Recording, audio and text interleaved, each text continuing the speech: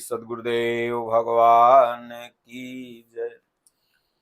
बोलो जय सिया राम, जय जय सिया राम।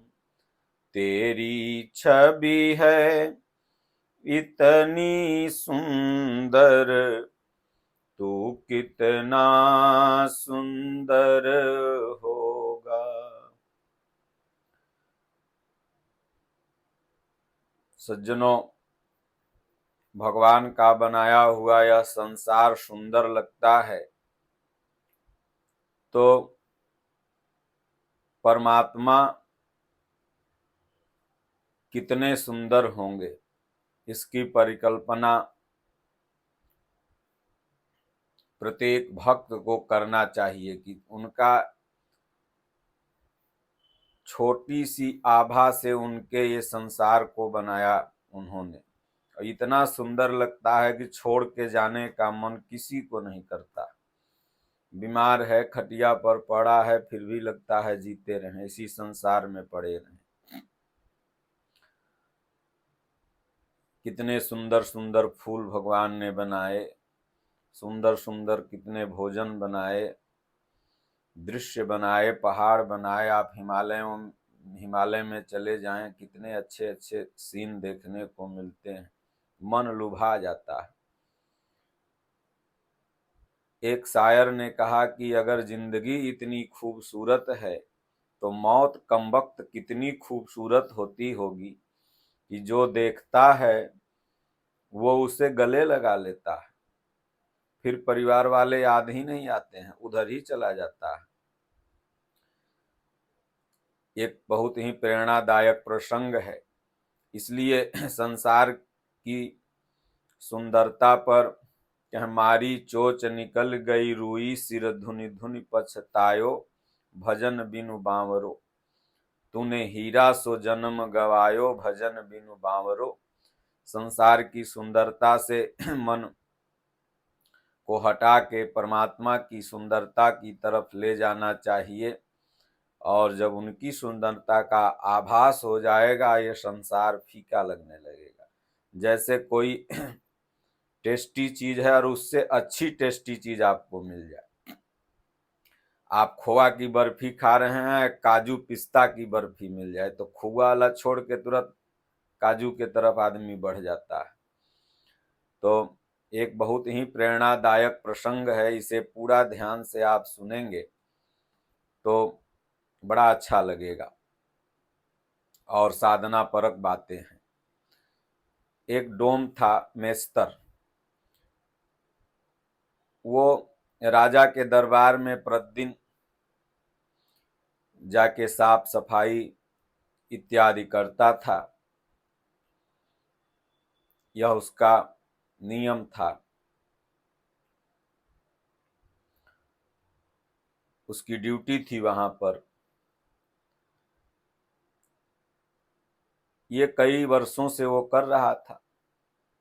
तो तबीयत तो किसी का भी खराब होता है, अचानक उसको बुखार वगैरह लग गया, तबीयत खराब हो गई, जाड़ा आने लगा। उसका बेटा भी 18-20 साल का हो गया था, मेस्तर का। उसने कहा, बेटा अब बड़े हो गए हो, 2-3 दिन हमारी तबीयत लगता है खराब है, कमजोरी, बुखार आता है तो कमजोरी आ जाती है, चले जाओ राजा के पास, जो हमें वहां ड्यूटी मिला हुआ है वो अपना सेवा सत्कार करके फिर चले आना, तो हाजिरी भी बन जाएगी, क्योंकि इसी से हमारी आजीविका चलती है। बेटा कहा, ठीक है पापा, आप घबराइए मत, मैं जाऊंगा। पहली बार राजा के दरबार में बेटा गया था, सब रूम वूम पोछा ओछा मार करके राजा के बिटिया के रूम में गया पोछा मारने। तो बेटी बैठी हुई थी। जैसे ही बेटी पर नजर पड़ी उस मेस्तर के लड़के का, तो उतना सुंदर बेटी उसने कभी देखा ही नहीं था अपने जीवन में। राजा महाराजा की बिटिया, पहनावा ओढ़ावा ढंग देख के अचंभित रह गया। अब उसकी सुंदरता देख इसको दिल से प्यार हो गया। आजकल बच्चे जो होते हैं समाज में, माता पिता, चाहे बच्चे हों बच्चियां हों, माता पिता जन्माते हैं, पोसते हैं, पालते हैं, बड़ा करते हैं, उनकी आवश्यकताओं को पूरी करते हैं, लेकिन समाज में एक कुरीति हो गई है, ये प्यार का रोग। जो आपको बड़ा किया, आपकी आवश्यकताओं को पूर्ण किया, उससे प्यार नहीं होता है, प्यार हो जाता है किसी अनटप्पा से। ये प्यार का रोग हो गया है।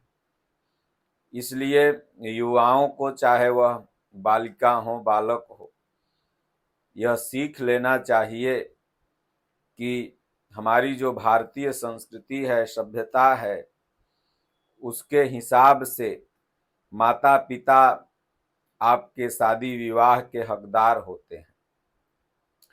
क्योंकि 18 से 20, 22, 25, 30 तक की जो उम्र है, यह कच्ची उम्र ही, उसमें अनुभव नहीं होता है बच्चों को।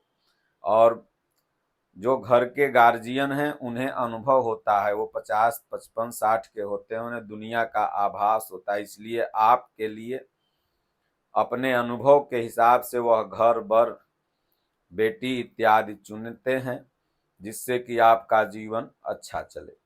इसलिए इस रोग से बचना चाहिए। यह चाइनीज बल्ब है, जब तक चला तब तक चला, प्यार वगैरह जो लव मैरिज दुनिया कर रही है।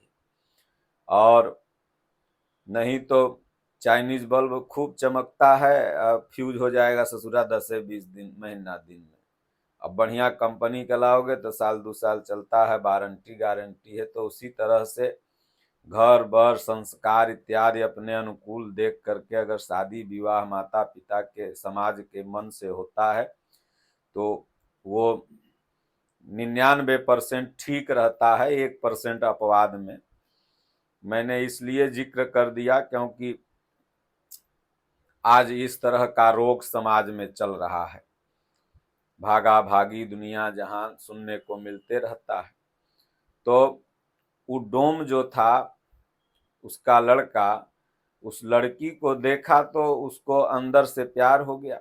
अब घर पर आए तो कुछ बोलबे न करे, न खाना खाए, न पानी पिए।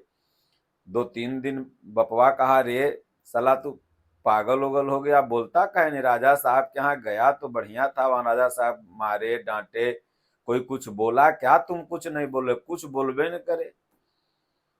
अब बाप परेशान। 1-2 दिन के बाद बाप का तबीयत ठीक हुआ तो वो जाने लगा, लेकिन बेटा एक ही था, उसको बेटा का टेंशन रहता था। फिर आवे घर पर तो बेटवा से पूछे, रे बेटवा कुछ तो बताओ, राजा साहब के यहाँ गए तो क्या हो गया? तब बोला, बाबूजी हम राजा साहब के बिटिया से बियाह करेंगे। तो बपवा कहा, रे साला दीवालों को कान होता है, हम लोग गरीब हैं, ऐसा बोलेगा तो फांसी राजा साहब दे देंगे। उनकी एक बिटिया है और तुमसे वो विवाह करेंगे। 2-3 लप्पड़ मारा बपवा अपने बेटुआ के, बोला ससुरा इसीलिए नहीं बोल रहा है। फिर गया अपना ड्यूटी करने, बोला मन से ये सब निकालो, मन से भी किसी से भी मत कहना ये बात, नहीं तो नौकरी भी जाएगी, जिंदगी भी जाएगी। चला गया ड्यूटी में, सब सेवा वेवा करके जब बेटी के रूम में गया पोछा मारने उसका बाप, तो बेटी बोली, अंकल आजकल आप आते हैं, 3-4 दिन से बड़ा उदास है। क्योंकि बचपन से देखती थी मेस्तर को, तो अंकल अंकल प्रेम हो गया था। तो चाचा जी आप बड़े उदास हैं, बात क्या है? 4-5 पहले तो आते थे तो हंसते रहते थे, हम लोगों को कुछ चुटकुला सुनाते थे, हैं? हम लोगों का मनोरंजन भी आप करते थे, अभी 2-3 दिन से आप उदास हैं। बोले कुछ नहीं बिटिया। बोले नहीं अंकल जी, अगर आप हमको बेटी मानते होंगे तो बताइए आपके उदासी का कारण क्या है? पैसा चाहिए मैं देती हूँ, जो चाहे। बोले नहीं बेटी, तुम लोग के आशीर्वाद से कोई कमी नहीं, राजा महाराजा हैं, आप लोग कुछ कुछ देते ही रहते हैं। एक बेटा है। बोले क्या हुआ बेटा के आपको? एक दिन तो आया था बेटा आपका। बोले अगर बेटी तुम किसी से नहीं कहो तब मैं कहता हूं, बताता हूं तुमको। पहले से ये शपथ लो कि मैं ये बात किसी से नहीं कहूंगी। तो बोली ठीक है अंकल आप बताओ, हम किसी से नहीं कहूंगी। बोले वो बेटी में मेरा बेटा आया तुम्हारे रूम में, झाड़ू पोछा मारा, तैया से जाके कुछ बोल नहीं रहा है, खा नहीं रहा है, ऐसे ही पड़ा रहता है, कहता है कि हमको राजा साहब के बिटिया से प्यार हो गया, उसी से मैं शादी करूंगा। तो बिटिया बहुत होशियार थी, 18-20 साल उम्र था, लेकिन बहुत होशियार थी। संत महात्मा क्योंकि राजा महाराजा के पास आते रहते हैं, संतों का सत्संग वगैरह सुनते रहती थी। और होर नहार बिरवान के होत सुलक्षण पाख, राजा महाराजा के यहाँ गीता में भी भगवान ने कहा कि जो सात्विक गुण में, सतो गुण में व्याप्त आत्माएं होती हैं, उनको मैं श्रेष्ठ कुल में जन्म देता हूं। तो दिमाग बुद्धि भी होता है।